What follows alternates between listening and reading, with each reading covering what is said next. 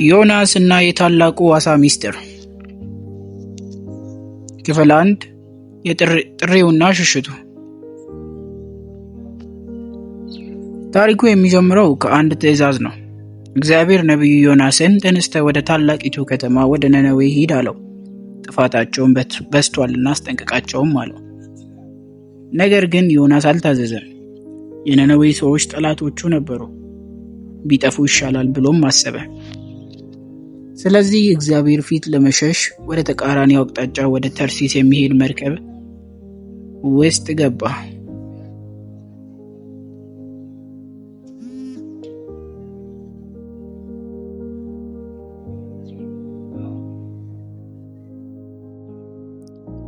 ዮናስ ግን ከፈጣሪው ሊሸሽ አልቻለም። በባህሩ ላይ ታላቅ ማዕበል ተነሳ። መርከቧም ልትሰበር ደረሰች። መርከበኞቹ ፈሩ። እያንዳንዳቸው ወደ አምላካቸው ጮኹ። ዮናስ ግን በመርከቧ ውስጥ ተኝቶ ነበር። በመጨረሻም ዮናስ ጥፋቱን የእሱ መሆኑን አመነ። ይህ የማዕበል የመጣው በእኔ ምክንያት ነው፣ አንስታችሁ ወደ ባህሩ ጣሉኝ አላቸው። መርከበኞቹም ዮናስን አንስተው ወደ ባህሩ ጣሉት። በዚያች ቅጽበት ማዕበሉ ጸጥ አለ። በዓሣው ሆድ ውስጥ 3 ቀንና 3 ሌሊት ዮናስ ሰጥሞ አልቀረም። እግዚአብሔር ዮናስን እንዲያወጣው ታላቅ ዓሣ አዘጋጀ። ዮናስ በዚያ ጨለማ ውስጥ በዓሣው ሆድ ውስጥ ለ3 ቀንና ለ3 ሌሊት ቆየ። በዚያ የመከራ ቦታ ዮናስ ጸለየ።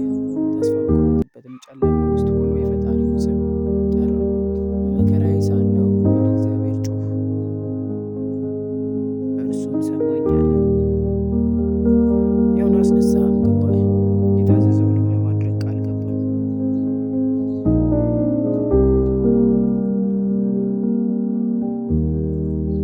በሦስተኛውም ቀን እግዚአብሔር ዓሣውን አዘዘው። ዓሣውም ዮናስን በየብስ ላይ ተፋው። ዮናስ ለሁለተኛ ጊዜ ዕድል ተሰጠው። ወደ ነነዌም ሄደ። ሰዎችም ንስሐ ገቡ።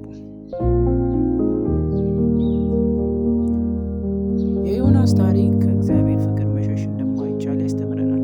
በሕይወታችን ውስጥ ትልቁ ዓሣ ወይም ትልቁ ማዕበል የሚመጣው እኛን ለማጥፋት ሳይሆን ወደ ትክክለኛ መንገድ ለመመለስ ሊሆን ይችላል። እናንተስ ከጥሪው የሸሸ ዮናስ በውስጣችሁ አለ? አስተያየታችሁን በኮመንት አጋሩኝ።